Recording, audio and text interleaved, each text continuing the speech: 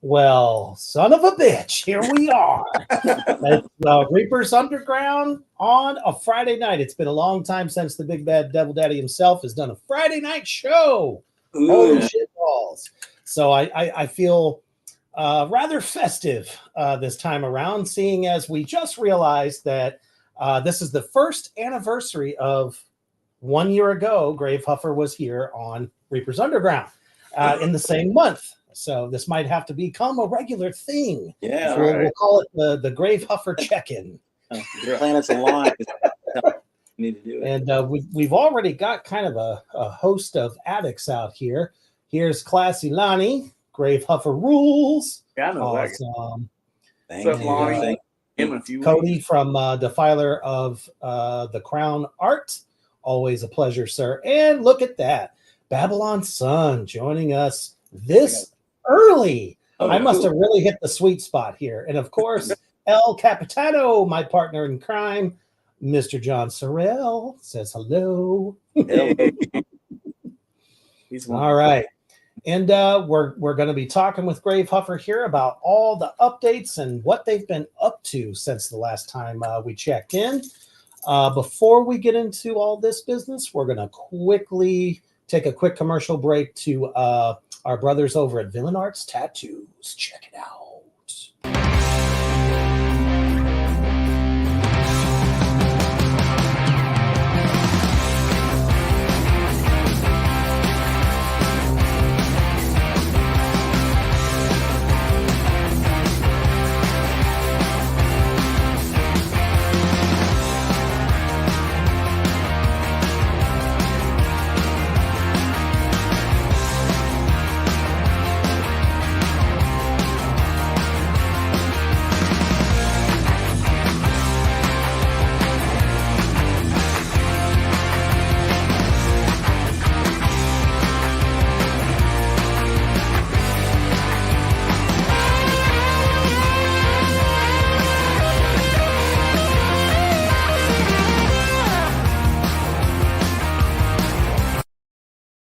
That's right. Villain Arts Tattoo Convention's the largest in the world.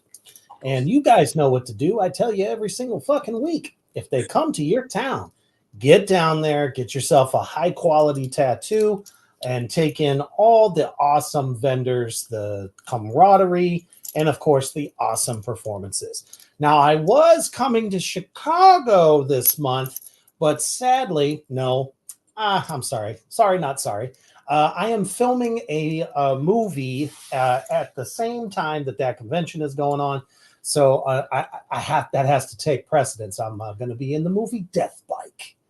So definitely look out for all that good stuff. It's crazy because, last year when we talked, I didn't really have anything going too much as far as films. I did one movie last year.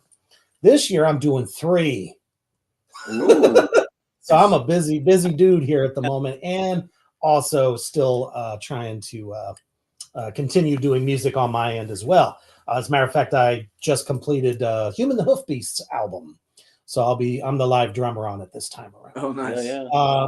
Got some other awesome people here to say hello. Josh, stoked to see these dudes this summer. Awesome. Yeah. And my good buddy Johnny Logan Harley from Horror Adorables and the Frozen Dead, who actually you guys saw pictures of it earlier today. I just got my t-shirt of Return of the Living Dead, and I just fucking love it. So I'll be showing so much more.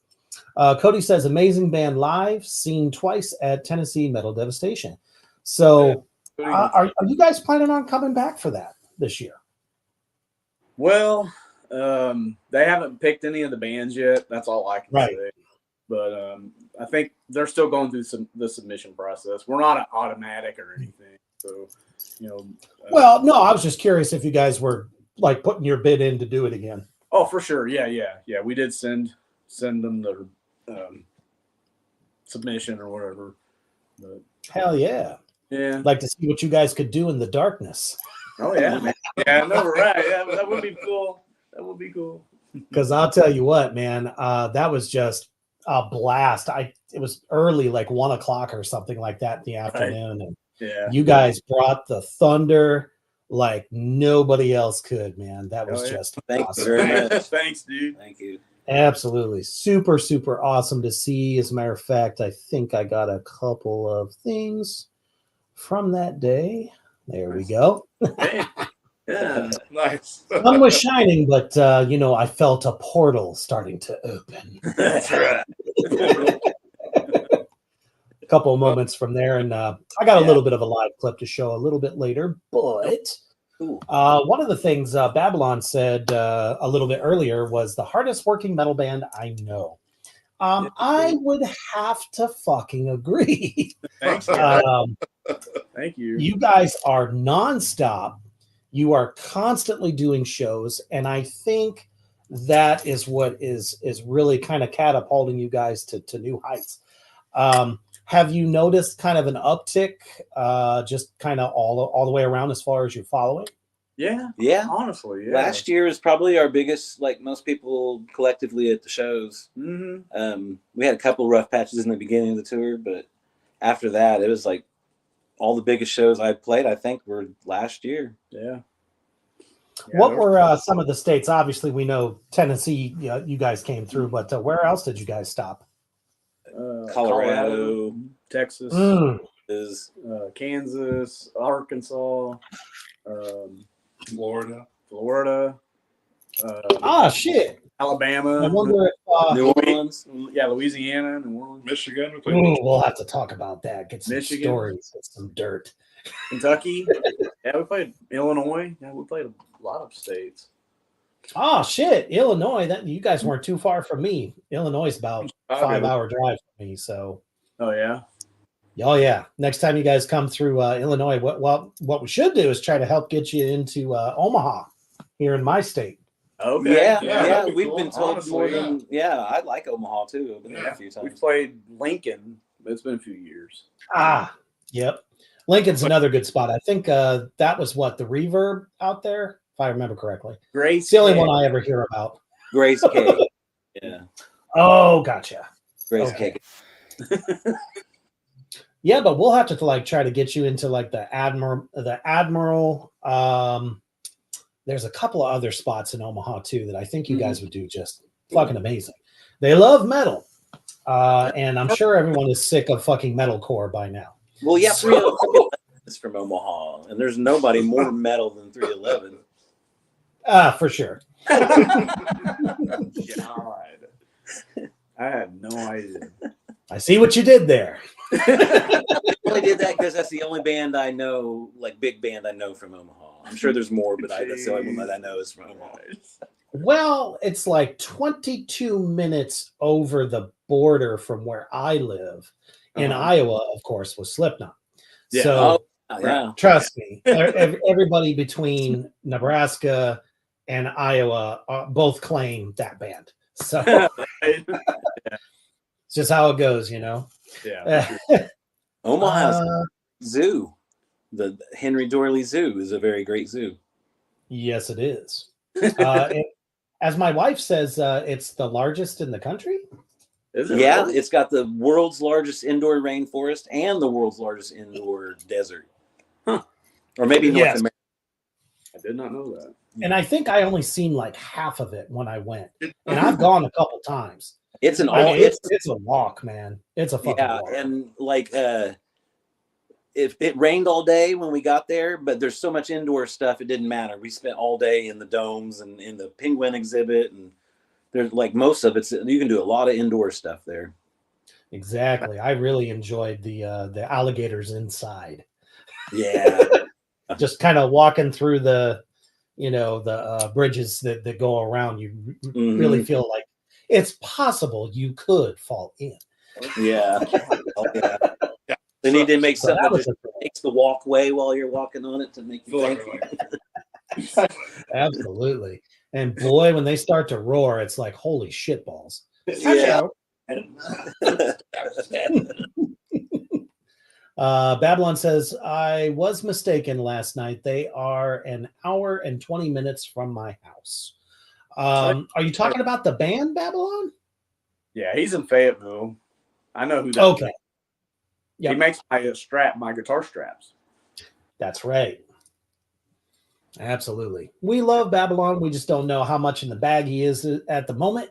But the night is young. We'll see how the progresses. All right. So yeah, you guys have really made your way around. What were some of the bands that you really enjoyed playing with? Because I think you guys got to play with a bunch of different guys, right? Yeah. I really like Temptress from the Dallas area. They're a really cool band. They're on my radar, believe it or not. Yeah, they're really cool. And they came and played here in Joplin too. Nice. Like the caliber of bands. Like I don't know if people realize this, but there's local bands in your town that are kicking some ass right now. Yeah. They blow away a lot. And like this is probably like some of the best bands I've seen are from other towns that you've never heard of. You're like, whoa. Oh yeah. They just blow your mind, man. Yeah, it's like, how is this band not huge? Yeah. Joplin's metal bands. That's why I started this show, not only just to help bands like that get out to a bigger audience, but I've always been saying that, guys, why are you paying $200 a ticket to see somebody that's been around for 30, 40 years when you could be catching some seriously good metal acts in your own backyard for like $10? Yeah. Shit, some places it's only like $5. Oh yeah. Yeah. For sure. And then if you pay $20, you can see like 20 acts that are really, really good. So yeah. Another one. Any other favorites? Tantivy. Oh yeah, Tantivy. Where was that? Wisconsin. That was in Wisconsin. Wausau. Yeah. Wisconsin. If you get a chance to catch them, man, catch them. It was one of the best live shows I've seen in probably the last 5 years. I'm really glad we didn't have to go on after them. Oh yeah. Oh shit. So we're like, we heard them. We're like, fuck. It was like if Thin Lizzy and Motorhead had a baby. Yeah. It's like super rock and roll, like and loud, super high octane rock and roll, and like pounding it. There's like thrash here and there. Yeah, a little thrash, and the guy would use double bass every now and then. And then when he did it off, you're like, whoa! Right. They go back to rocking. Right. You're like, the place was just eating out of their freaking hands. It was like Lemmy's kids started a band. Yeah. See, it's so wonderful to hear that. Yeah. Because so many people say, "Oh, the scene is dead. The scene is dead." No. Really, you just don't know what's there. Yeah, that is your problem. Dude. Yeah, for sure, dude. Yeah. And actually, that most of the shows was pretty good. Yeah, last year. Yeah, played for a lot of people. Awesome. There were a few here.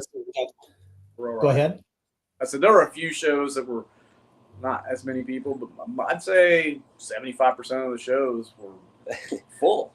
We did play one show where it was the band and the two people that worked there, the other band and the two people that worked there were the only people in the audience. Oh, yeah. But it was fitting because there was a big tumbleweed outside. So we brought tumbleweed inside, so it just fit perfectly. And there wasn't anybody in the audience except for the tumbleweed. On the tumbleweed. Yeah. Or pitting with the tumbleweed. Shit, I would have paid just to see that. Yeah. I'd have done it somewhere. Listen to some fucking kick-ass metal and watch some tumbleweed go through the standing area. That'd be great. I don't remember the tumbleweed. Yeah. So it seems like things are getting better But then again, from a lot of the cities that you're talking about that you've gone to, they have some pretty decent joints, decent scenes, and the people actually support it.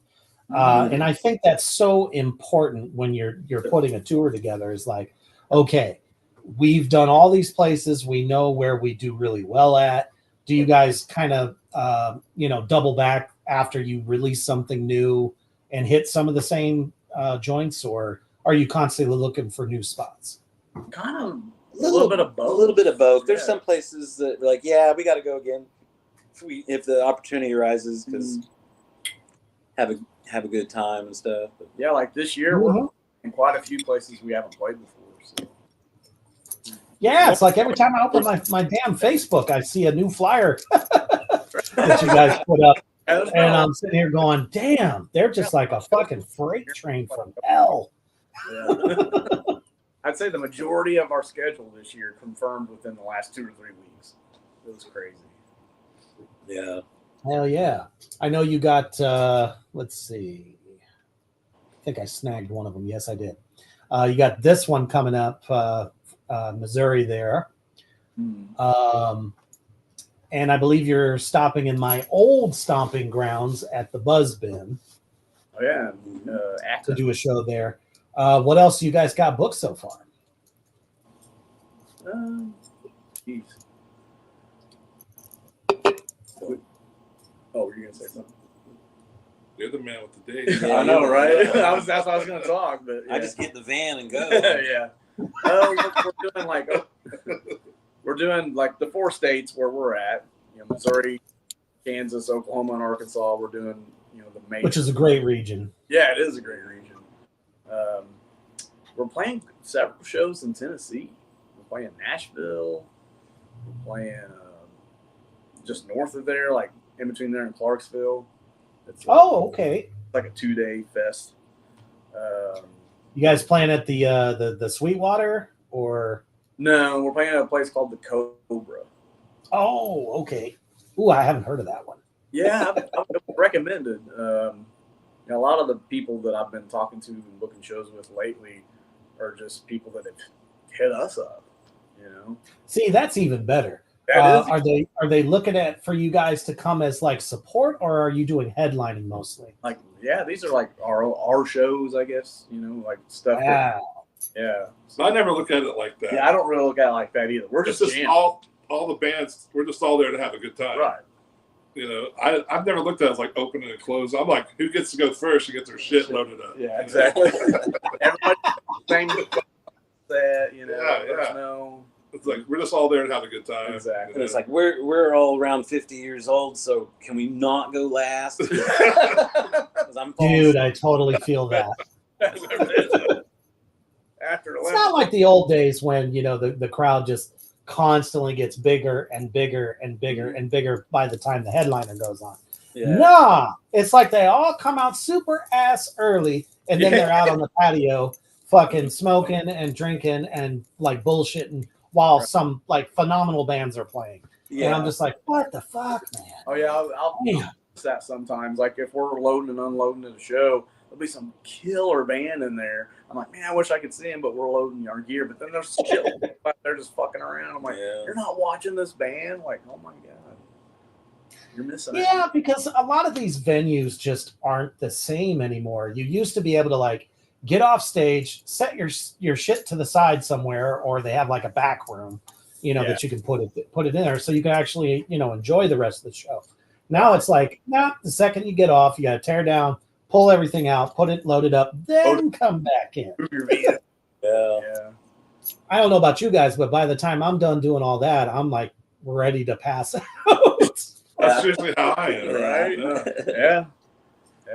We've got some news.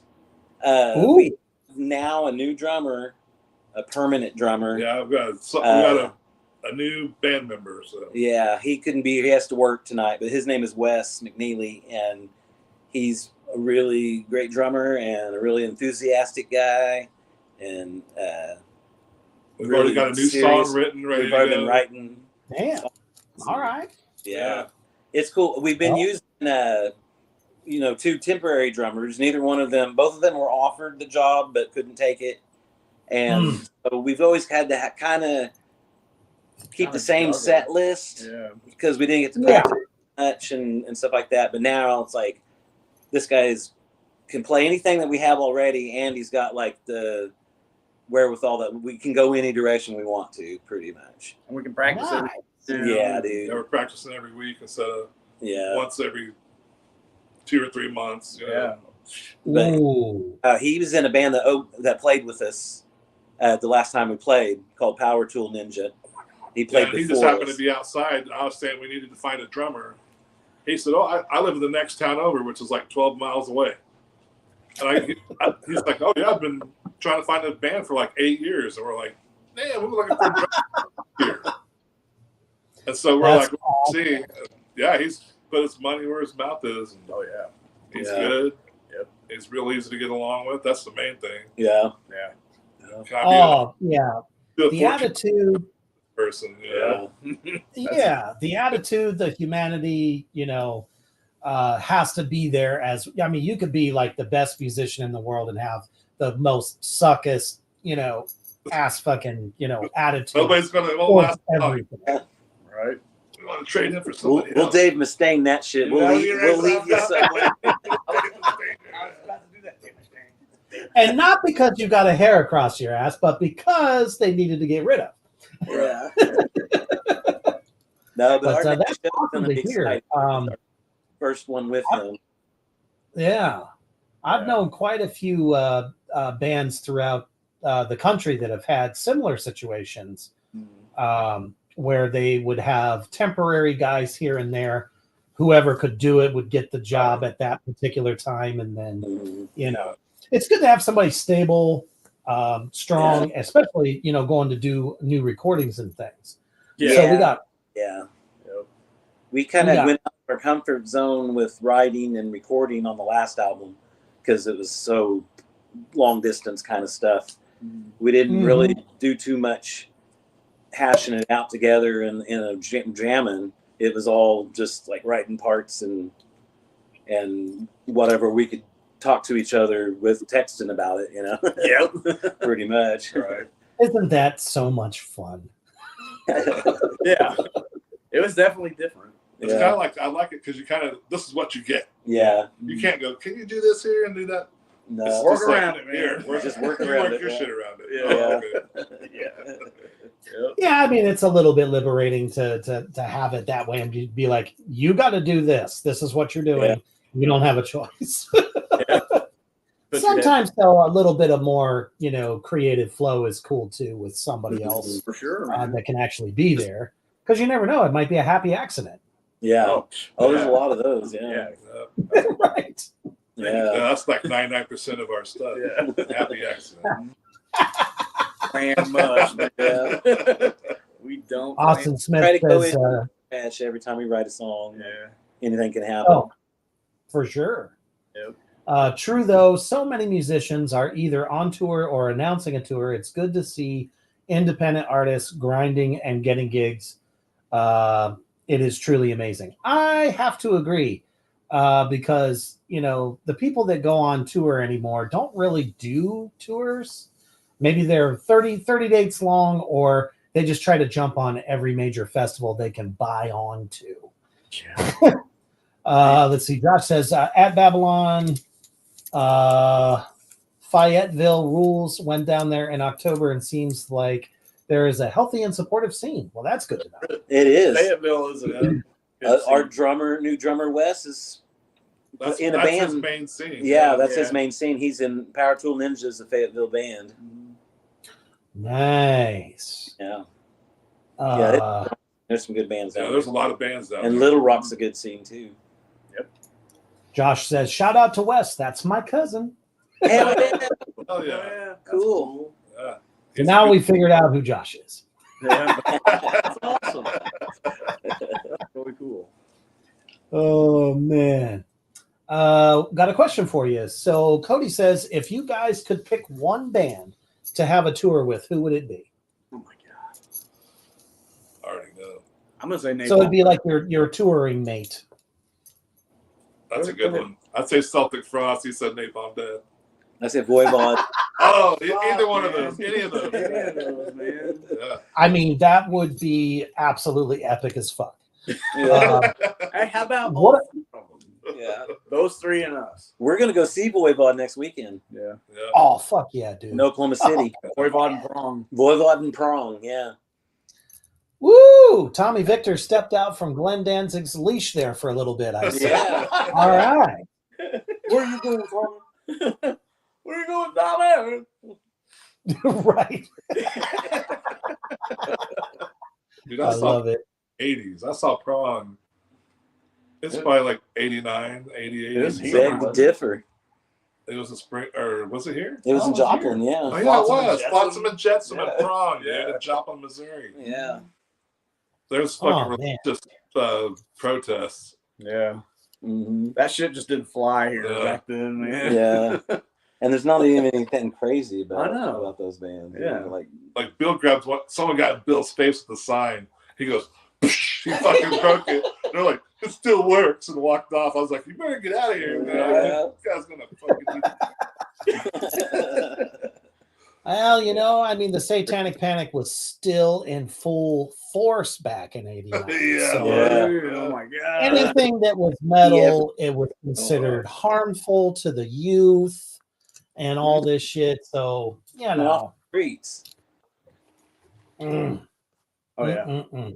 Tiny minds. Yeah. All I can say. Yeah. It's that Dungeons and Dragons. Yeah. Shit. Dragons. Getting your ears pierced. God. You got to make sure you do the right one. Remember that shit? Yeah. You're like, what are you talking about? Oh, it's okay. He's got it on the right ear. Oh, it's the good Yeah, one. Right. I'll never forget that. Depending upon which ear you wore an earring on, said what type of sexuality you were. I was just like, Yeah. who invented that shit? I remember I totally forgot. I had a Metallica poster, and Lars had an earring in both ears. My dad comes out like, he's got an earring in both ears. Like, Well, what does that mean? Does that make him officially a woman? God. Both That's ears. Oh my god. His brain was ripping apart. I love it. Oh shit. So successfully you guys have toured on your last record, which was Depart From So Much Evil. Yes. Not a lot of bands can say they do that. You know what I mean? You know, there are bands that put out really good records, but they don't really kind of play in a region. They just kind of stay in their own state. So that's definitely got you literally on everybody's radar. And I was actually seeing on your Facebook there, my old buddy over at Autopsy Radio in the UK had you guys on there too. He is such a great resource for pushing out great underground acts, not only from Europe but America as well. Yeah. So how did that come about? How did that make you guys feel? That's really cool. Like, he's been a supporter of ours for years. And nice. Yeah, the last thing he did, he actually played a song off the live album. He played the live version of Gravehuffer, I believe. Which okay. And hell yeah. He like emailed me back and forth and was making sure like, hey, is this cool? And like, how does the poster? Most people like they don't care, you know. They don't even tag you in a post if they play your stuff, and then you wonder why their station doesn't have any listeners. You know, like let people know exactly. You know, and that way that's how you get stuff to grow. But yeah, you guys should definitely hit up my dude Kober over at Stone Deaf Radio on Bulldog Radio out of Canada. Okay. Yeah, it sounds. He's also an excellent resource for playing bands. Oh, okay. And getting them out there on the regular. So would love to see you guys get on that as well. Yeah. So you do have a very, very big show coming up that we definitely need to talk about. Morgrot presents Just a Fucking Metal Show. What an awesome, awesome idea.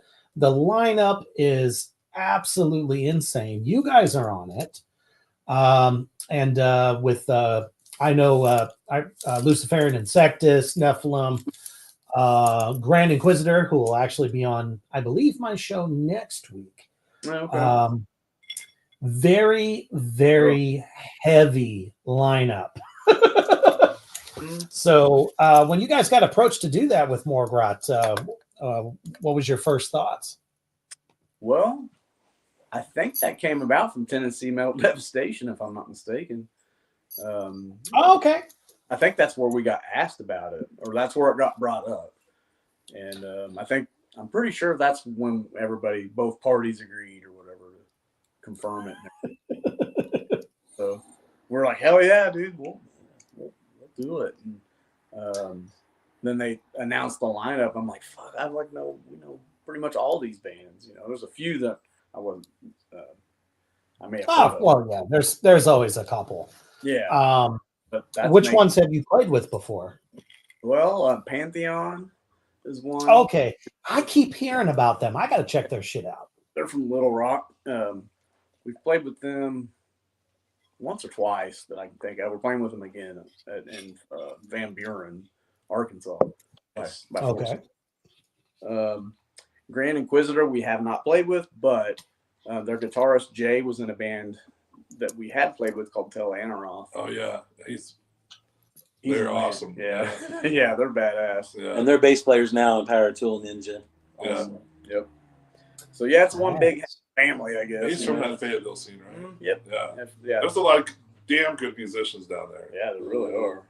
But yeah, that Grand Inquisitors, they're from that area. So nice. Got other Must shows. be something in the air or the water. Yeah. I don't know.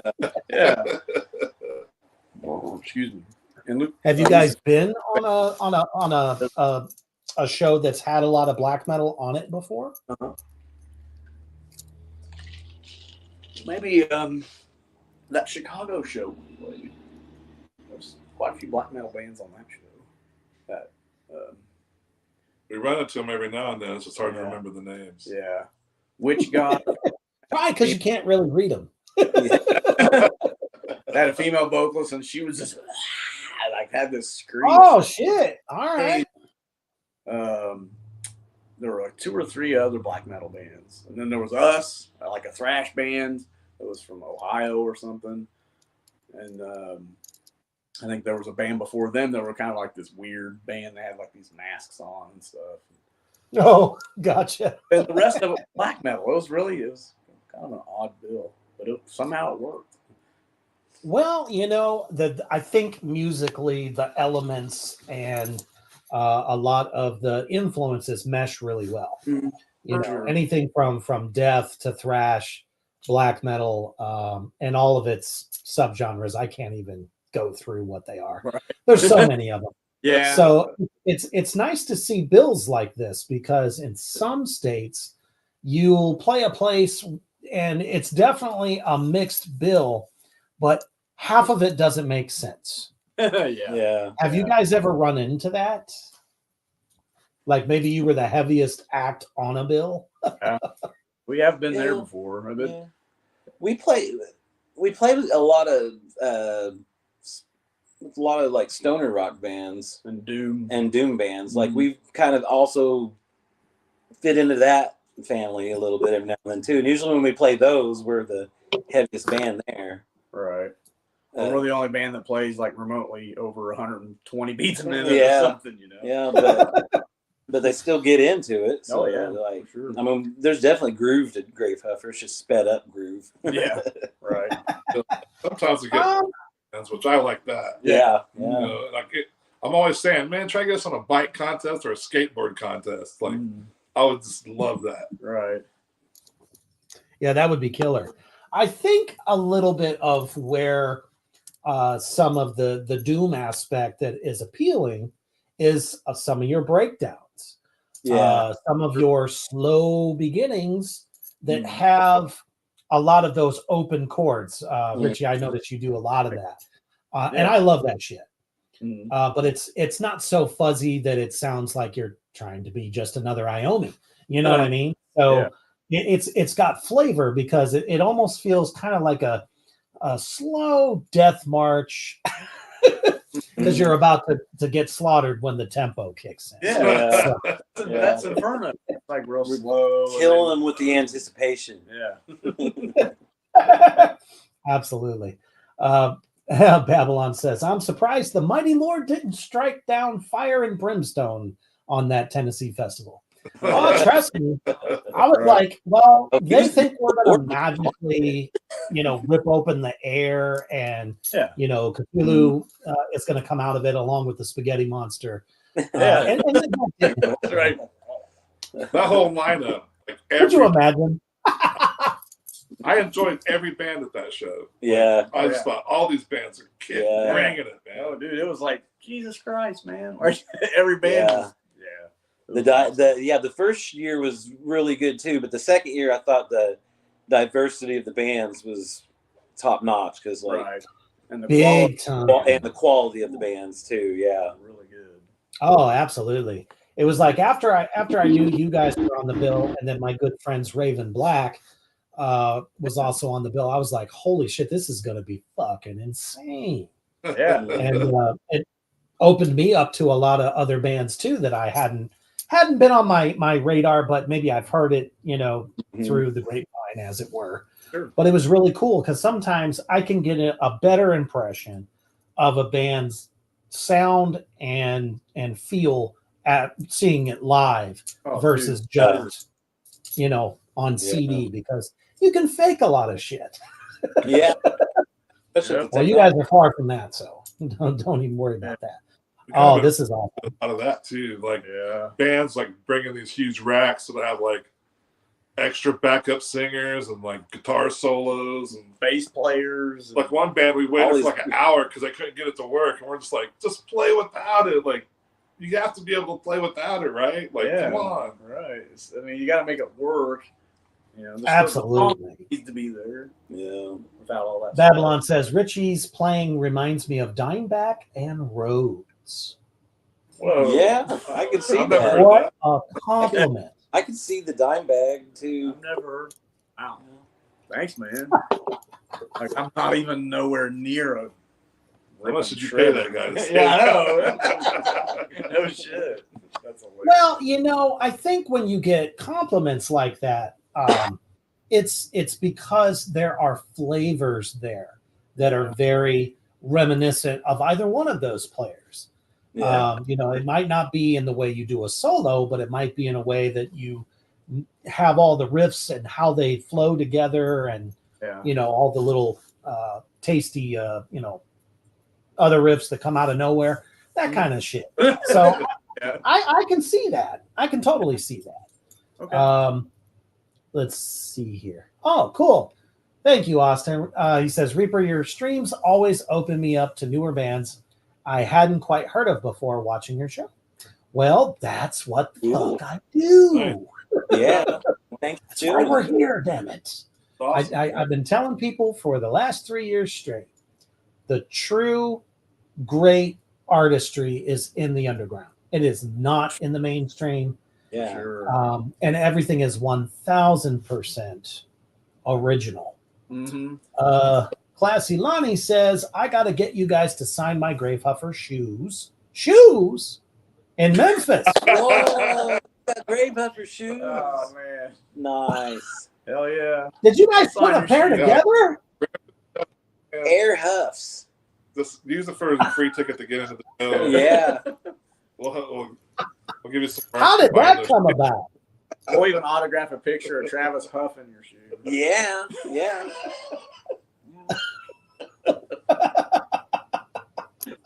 It could be one of those old Reebok pumps, and you pump it, and it's like you like pumping it, and it's blowing it up in here. Man, I can remember back when people had a pair of those. Yeah. They literally thought that they could like fly in the fucking air.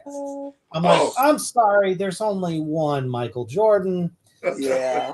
Oh, thank you. We should have done this interview in my bedroom where I've got all those Michael Jordan posters. That could have been our background. I've got Jordan posters galore in there next to my George Brett poster. I had a friend that had to pump them like 5 times, but if it's too much, he let it out and do it again. Yeah. Yeah. Oh, no. God. Perfect. I remember D. Brown NBA in the dunk contest. He stopped and did that. And it got them big. Remember those kangaroo shoes? Used to get them at Walmart, I think. Like, oh, sure. Like, all you could fit in there was like a quarter or your fucking house key. Yeah. If you put stuff together the whole time, you're like, ow, ow, ow. Yeah. Every time you took a step. The new male guy at work wears kangaroos. Holy crap. That was also before they got hip to making shoes that were wider instead of just length. Yeah. If you had big wide, fucking ham hocks like I got, I couldn't find a good fucking shoe to save my life. I would just strain to get my Converse All-Stars on. Damn. I don't know. I can't help it. I'm just. You need to go with the Nike Cro-Magnon motherfuckers or whatever. Wow. Yeah, that is without a doubt going to be a sick fucking show. Oh yeah, man. And unfortunately, I am probably not going to be able to make that show. I'm not coming to Memphis, honestly, until November. But I will be in Knoxville with Cody from Defiler of the Crown Art because we're doing a horror convention in Knoxville, CreepyCon. Nice. Cool. So, yeah, I've been picking up a lot more stuff now that I'm getting more roles, and people are like, "Oh, that's cool. Well, who the fuck is this guy?" Oh, yeah. That's man. Suddenly they're starting to give Reaper some love, and I'm like, sweet. I love it. Oh man! So you said you guys have kind of already wrote one song. Are you already kind of looking forward to a new record? Yeah. Yeah. I mean, Yeah. Yeah. We have a bunch of parts like in the junkyard that need to be picked up and dusted off. Yeah. We probably got a third of the album, like probably on his phone right now. At least, yeah. Nice. One song, kind of voivodish. It has some weird parts in it. It's definitely a continuation of the last album, but it's more fast again. Yeah. So you'd say it's going to be a lot more aggressive this time around?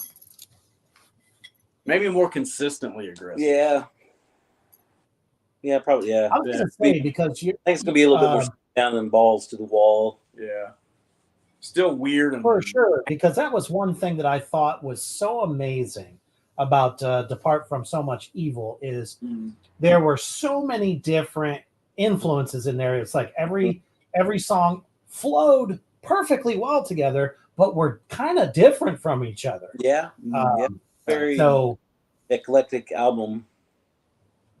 Oh, and I mean, it's a masterpiece. I absolutely love it.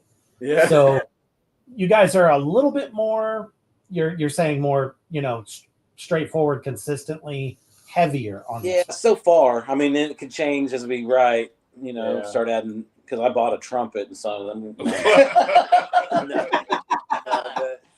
Don't be that bad. But so far, what we've written, it's like more like. We're doing a soft jazz album. Yeah. We've got Chuck Mangione coming in to do some guest work. Oh, okay. I'll have to break out my Kenny G wig and join you. Yeah. Actually, Kenny G's on the new Imperial Triumphant album. Yeah, it's pretty badass. Is that right? Yeah. That's crazy. Yeah. He told me I didn't believe it. I had to look it up for myself. Yeah. It is. Yeah. You know damn well I'm going to be doing the same thing after broadcast. Yeah.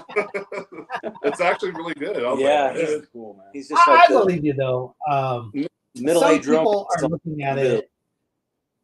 Some people are kind of looking at that like you're just trying to like be edgy in a different way, but it comes off kind of, I don't know, wussy-ish to some people. So I mean, if they want to do that, salute, man. Go ahead. You do you. It's pretty crazy sounding. What is it now? He's into it to do it. I'm surprised that he did it, but he's a musician who works at his craft. He probably likes all kinds of music. So I think if he hasn't had a limelight in probably 20 years. Yeah.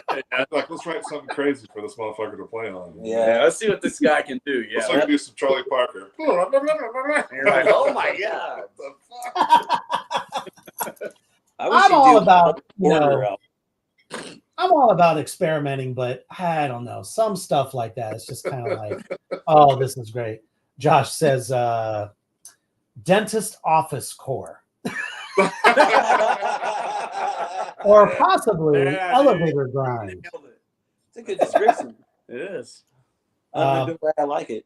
Yeah. Yeah. Babylon came up with smooth metal. I love it. But Nice. yeah, that was also one of the questions from out here was, what is the direction that the new album is going? Yeah. So far, it's just pretty straightforward. It's got the Gravehuffer weirdness, but it's a little bit more raw songs, a little bit more straightforteure. Yeah, and this So will be probably more live feeling is what. That's kind of how it's going. It probably won't have as the other album had keyboards and all kinds of shit in it. Yeah, this will just be the four. And this will be more about halfway in between Necro and this, Yeah, But the songs will be.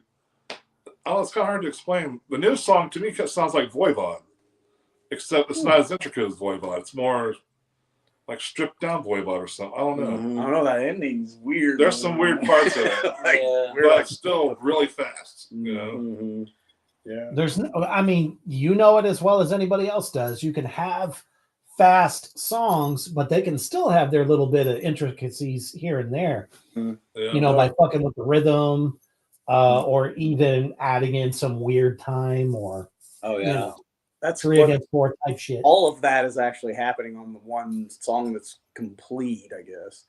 Oh, that's awesome. Too, our old songs that we wrote when he had a 6-string and I had a 4-string. When we got this new drummer, there's old songs that we wanted to do, but we hadn't crossed them over to the 5-string and the 7-string world, Yeah. And took the time and went and just reworked them and put them into the lower key and reworked some parts and made them really cool. They're totally new songs now. Yeah. But it's we're going to do See Red. See Red, Tomb of Hercules. Tomb of Hercules. But those got really crazy timings in them. That new drummer was like, what the hell are you guys counting right there? Right. It's 2 8s and 4. Whatever. Yeah, 2 8 counts and a 4 count, but it's really fast. 1, 2, 3, 4, 5, 6, 7, 8. 1, 2, 3, 4, 5, 6, 7, 8. 1, 2, 3, 4. Sometimes you put a little bit of a new face on an old classic. Yeah, exactly. It brings new life. I don't see anything wrong with that. Gravehuffer It sounds. I like it way better now. Bringing it to the solar sound. Yeah. Solar sound. Yeah, we both play solar guitars, so Nice. we got to give a shout out. Oh yeah, absolutely. Great company. Fisher Price mics. Damn. I knew they were good for something. That's right. Here's a quick bad little flip. I have to tone it down, so I use the Fisher Price mic. Absolutely. Here's a quick little live clip from the Tennessee Metal Devastation Festival.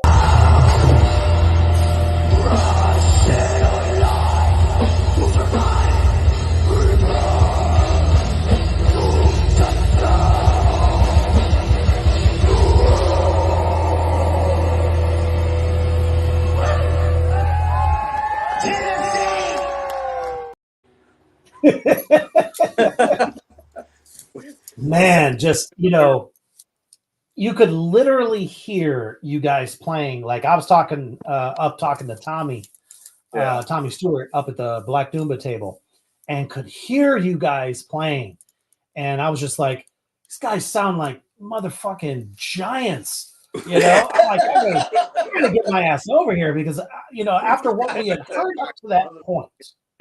And you guys started playing, it was just like, oh, we're in for some shit. Who's dying? That's such a oh my goodness, so much fucking fun. That was just a great set. Yeah, we always We look forward to that one last year for sure. It's like a heavy metal family reunion. Honestly, Pretty much. Yeah. Yeah. Like everybody's walking around with a smile on their face, you know. Well, you're It was meeting all fun. your internet friends, people you haven't met in person yet. Yeah. Right. Oh, we actually have to connect in real time now, like in person. Yeah.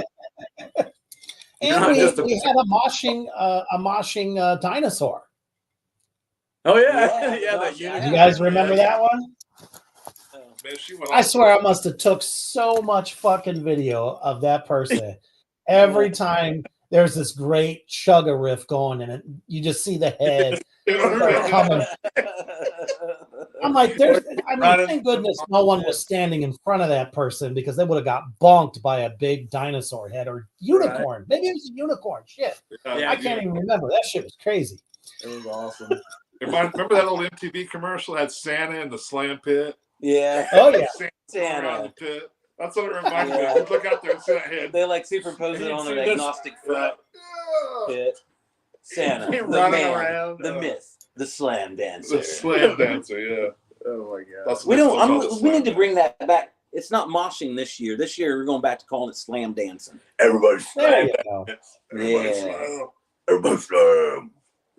As long as there's, no this or, the feet start flying, because I can't tell you how many videos I've seen from live shows where somebody's coming around doing that and dude got pushed a little bit. Next thing you know, he came back around, gave him a big old roundhouse kick and knocked his ass out.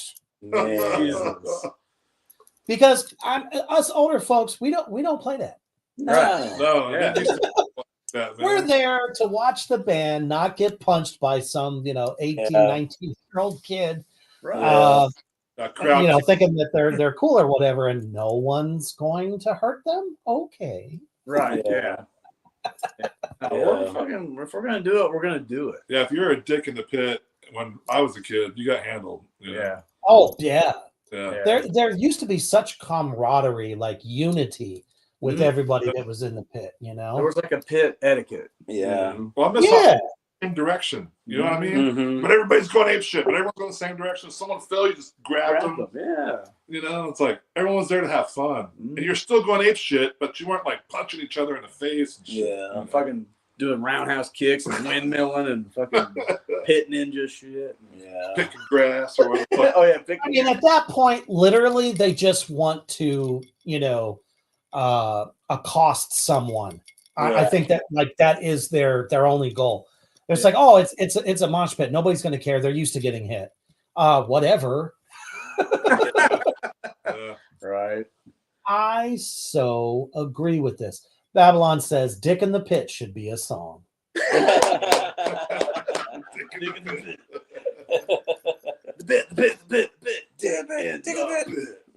So there was a huge concept, theme-wise, from your last album, especially lyrically. It was basically Dante's Inferno, if I remember correctly. Yeah, it was the whole So, yeah. So lyrically, what direction do you think this album might go in? I think I'm just going to approach it more song at a time, like not try to have some grand overall theme or anything. Yeah, We're talking about. I've only been thinking about the song I'm working on right now, and then For sure. So do you think it's they like get ideas more, to have like subjects that they like to hear about, and I like to take the challenge of putting it how their ideas into it too. I feel like a lot of for the sure. like the themes on a lot of the subjects we keep like talking about seem to be of nature kind of taken back over. Yeah, And that's something we're kind of looking at, but not necessarily. They're kind of talking about like a prequel to the Cryptid and the Iron Bird. Yeah, because that's a really long thinking story. about We just kind of revisiting that story. Yeah. Excuse me. Nice. So, yeah, Because one thing that's really been kind of floating around, and it's not exactly indigenous to like just one style of metal or anything. It's kind of across the board. where some people, some songs are coming out kind of talking about like you said, the nature is basically taking its planet back.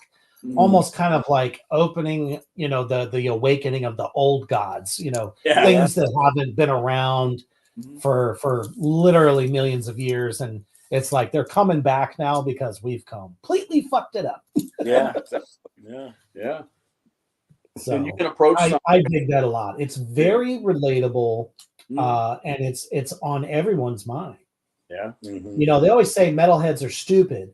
I'm like, we're not as stupid as you think. So let them keep thinking. Thinking that. Let them underestimate your ass. Man. Yep. Yeah, exactly. Because I mean, you hear a lot of fucking truth in your lyrics and the way that you get it across to people. People can relate to it. Right. Half the time, they probably don't even know that it's based on something. You know what I mean? But you can literally pick something out from any of them. Right. Slayberry, Brainstorm. This one I love. Go Murder, Pray, and Die. You know what I mean? Pretty self-explanatory. You're like, absolutely. So I mean, we are definitely looking forward to new material from you guys, and I can't wait to see that. Or well, I won't be able to see the show, but hopefully people will be taking video, which I'm sure John Sorrell there will probably take a lot of video from the show, because it looks like it's going to be an epic fucking time. Oh man, yeah. Not to mention he's got some live screen printing going on. That will be cool. Yeah. It's like designs you can only get there or something. Yeah. Exactly. I think that just makes it, more lucrative at that point. And tickets for this, there's like 10 bands. And tickets are only $25, people. Dang. Come on, man. You're gonna go to the movies. Yeah. More than that. Well, yeah, when's the last time you went it's like, how many goddamn times does somebody buy tickets to see, we'll just say Slayer, goes to see Slayer and has no money to buy merch? Yeah. So, and obviously a band like that, it doesn't really matter that much because, I mean, they're fucking Slayer. Right. But, coming to a show like this, especially any of the shows that you guys do, fans out there in the Morgrot universe, you can get merch, get a ticket at the same time, see a killer kick-ass show, and they'll actually talk to you. They'll probably sign some shit for you. Everyone's just hanging out their merch table. Yeah. You know what I mean? It's like, and I absolutely love the fact that Pantera has done, the paying homage shows. But it's like, I always heard people talk about, they're doing meet and greets and VIP packages and shit like that for, $1,400. And it's like, one person literally pushes you here, you get your shit, they push you here, you get up maybe a picture with Phil, or maybe if you're lucky 2 or 3 of the guys, and then boom, they push you right the fuck out.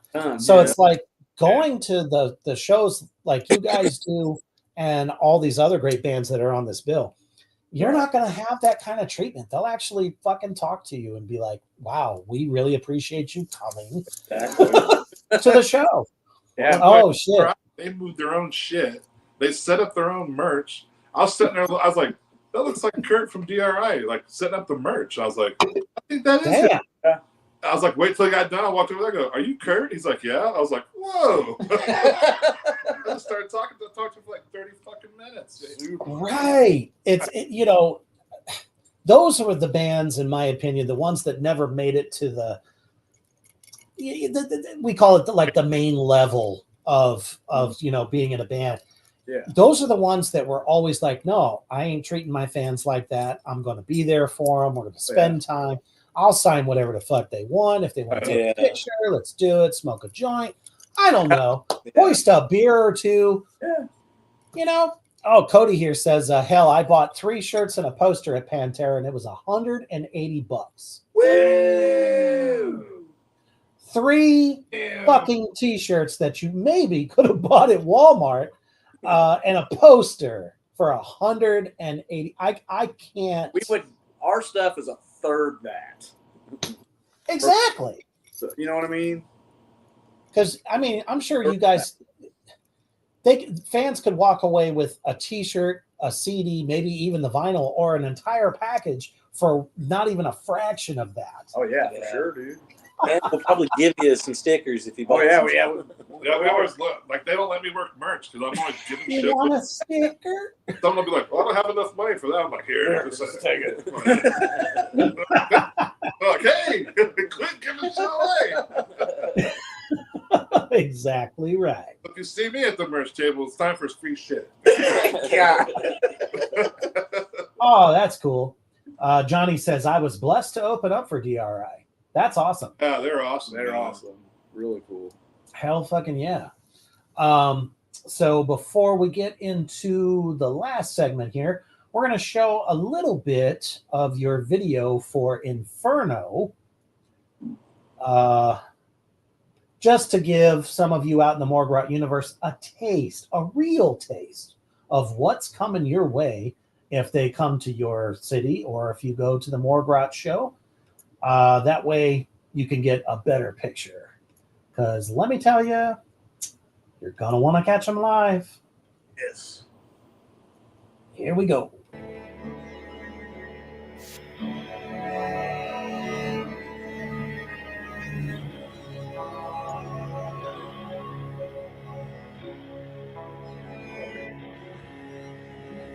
Let's go. Oh, yeah.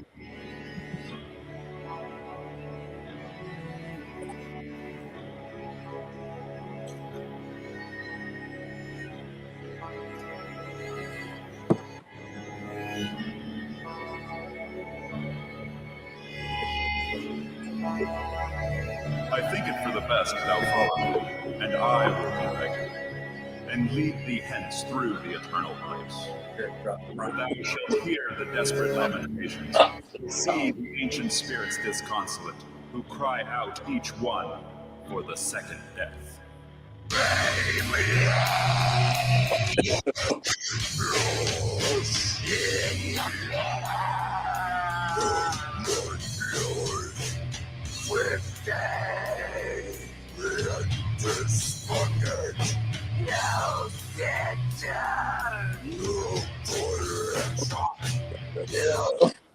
All right. Man, super imaginative. Really kind of brings the point home on this one. And we all acted in that film. That was all us with makeup and everything. And that's what makes it that much more fun and special. Because you don't necessarily have to just, play your parts or whatever. So definitely, if you guys want to catch the rest of that video, you can go to Gravehuffer's YouTube channel. Let me see here. Got a comment here from John. How's it going, buddy? Listening to your view on backstage and behind the scene packages reminds me of how blessed I am. We have a friend in the music industry that has gotten us backstage behind the scenes with so many people. It makes me appreciate these smaller bands so much more because they really care about their fans. Abso-fucking-lutely. Because, it's like you're having an audience with, the fucking president or something if you're going to any of these other shows and paying through the nose for a very small experience. Yeah, exactly. And it's a small world. It is. Like, go run to somebody in New Jersey that knows someone in Florida, and they'll say, "Oh, you know him? Yeah, blah blah blah." Yeah, it's crazy. Everybody knows everybody. It's weird. It's a small. I love it, man. Yeah, same here. That's because we're all in the trenches together, family. Recently, you just went to NAMM, Richie, isn't that right? Oh, yeah. Yes, sir. Yeah. Tell us a little bit about that experience. It was cool, man. Arachnid Cabinets, good time to plug them. They're the ones that basically brought me there. Michael go too, but just money. It's expensive. Yeah, I couldn't afford it. But he was invited. It wasn't just me. It wasn't just me. So anyway, no, it was so much fun. Maybe next year we can all go. Yeah, maybe, yeah. Fingers crossed. And Arachnid Cabinets, they're fantastic. We've had ours since 2019. Wow. You've been with them a long time. We've played over 80 shows with these cabinets now. And not a damn thing has went wrong with it. Yeah, and that was the single biggest change in my tone on the positive. We just had to put new wheels. We were like, the wheel busted in half and came off because it was just worn the hell out. That's the only repair. So the only thing we did is put new wheels on it. Yeah, that's it. As many shows as you guys do, I mean, if that was the least wear and tear, shit, that's a pretty damn good made cabinet. They still sound like they did on day one. They're still tight. Damn. They're hammering your face. Oh, yeah. And they coat them with this stuff called Duratex. They like line truck bed liner with it. And nice. Dude, it's rock solid stuff. They're heavy. They're heavy. They are heavy. They're solid, like birch wood, I believe. Dovetail joints. I mean, the quality is amazing. Yeah. But anyway, they're the ones that brought me to NAMM, and I got to meet Olaf from Solar Guitars, which also with Solar Guitars. So thank you. So that was really cool. I got to play some Gravehuffer stuff at the Arachnid booth. That was awesome.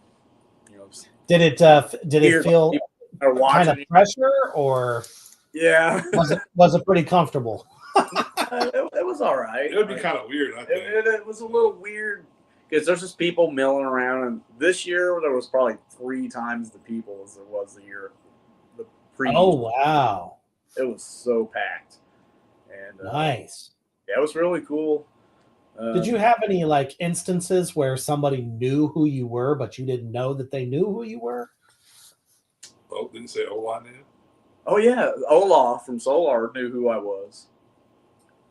It was really weird. Like I was waiting in line to meet him like everybody else, and he's like, "Hey, how's it going, Gravehuffer? Gravehuffer kicks ass." And I was like, "See, hey. I mean that had to feel good." To meet you in person. I was like, you too, man. You giant 9 foot tall. Right. There's a picture on Facebook and it's me standing next to him. It's like Manute Bowl next to Spud Webb. It's hilarious. I'm so glad you got to use Manute Bowl in an interview. Dude, they missed a man. Yeah. But yeah, that was really cool. Devin Townsend, I actually met him there. And nice. I had met him like in the Strappy Young Lad days, like 97 or something. My friend and I went to go see them, and we were late because we turned off on the wrong road or something. And we finally found where this was like in the 90s, no GPS, no cell phones. And so we had to go to a gas station to ask where this address was. So we finally found it. I miss those days. Done playing. Devin Townsend's walking off, and we're like, "Hey, are you guys playing?" It's like, "Oh man, we just finished." We're like, "Oh, we came here to see you." Like, "Hey, so and so, get these kids some t-shirts." So he gave us free t-shirts, and we were called, the band at the time was called Satan's Ice Cream Truck, and that's a Strappy Young Lad song. And so we gave him Satan's Ice Cream Truck. So skip forward to NAMM, and I'm going in line to meet him. I was like, "Hey, do you remember somebody giving you a Satan's Ice Cream Truck shirt?" He goes, "Yeah." I go, "That was me." He's like, "Hey, good to see you again, buddy." It was so Canadian. It was hilarious. But thanks for all the years of support, man. And because this was a long time ago, but that was pretty cool. Anyway, yeah, NAMM was a lot of fun. Oh, yeah. Yeah, the only other artist that I knew that was going was Tom from October Noir. I don't know if you happened to run into him or not while you were there, but I mean, it's a big ass place. Yeah. Oh God, I probably didn't get to see as much this time as I did the time before because it was so packed and I was busy. Kind of. I mean, it was fun, but I was still there to kind of do a job. Well, yeah. But you got to show what Sammy from the habits can be. Shit. Oh, go ahead. No, by all means. Gravehuffer and Exodus. Gary Holt from Exodus. Oh my goodness! Was Gary Holt there? Arachnid cabinets, and they were there, and it's kind of weird, like taking a picture with them in it. You know? Yeah, you're like, God damn, it's Exodus and Gohor and Slayer, and people probably thought you were starting a super group. It's like, whoa, right? The guys from Gravehuffer and Gohor and Exodus I posted started a that super group. Could you imagine? I know. What the fuck? What's Gravehuffer doing in there? You must have sweeping the sidewalk. Well, there's a picture of me and Sammy at Gohor, and somebody commented like, "I wonder if he knows who's because he had his arm around me, and he was like this, and he's like, I wonder if that guy knows who's standing next to him with his arm around him. I was like, yeah, I know who that is, dude. Yes. I was like, we play the same cabinets. He's like, oh, whoa. And I'm like, yeah, shut up. I'm not normally that way, but it's like when you come off that way to begin with, then yeah, you deserve it. Yeah. And not to mention, it's fucking Gohor. If you know them, exactly. you know who's in the fucking band, especially if you listen to them. Otherwise, why would you take a photo with them? You got to love the ignorance of the internet. Oh, yeah. Yep. Well, guys, it has most definitely been a blast having you back on. Thank you. And, I definitely toast your success in every way. You guys have earned it. Thank you. Been going strong since like 2016 and just ain't stopped. Like you getting like better and better and better. Definitely one of the most exciting acts I've ever caught live.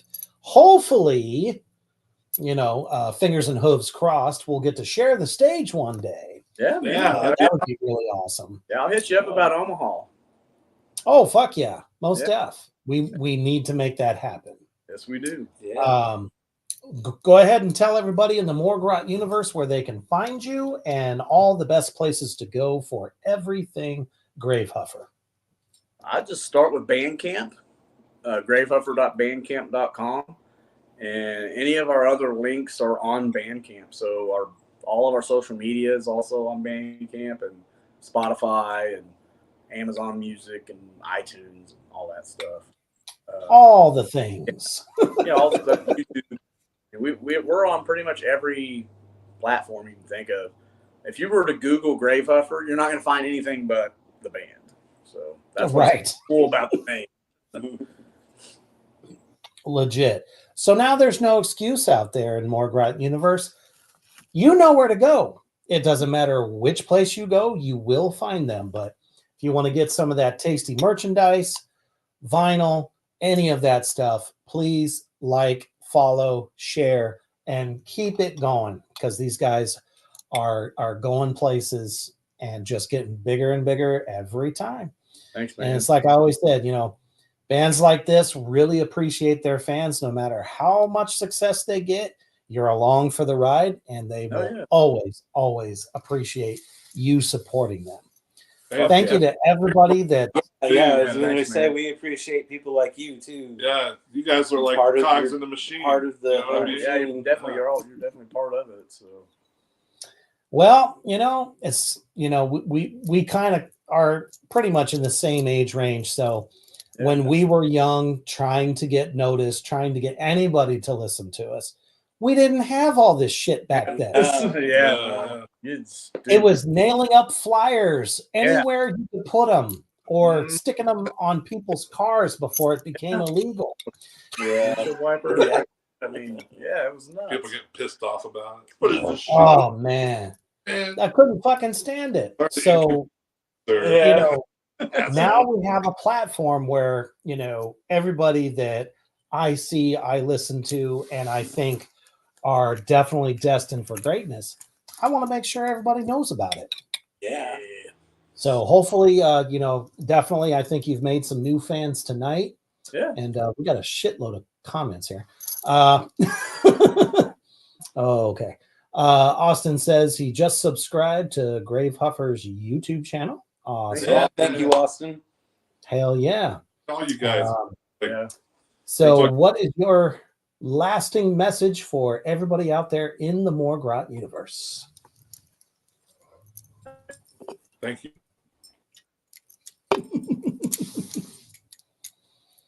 Absolutely. Humble as fuck, as usual, always will be.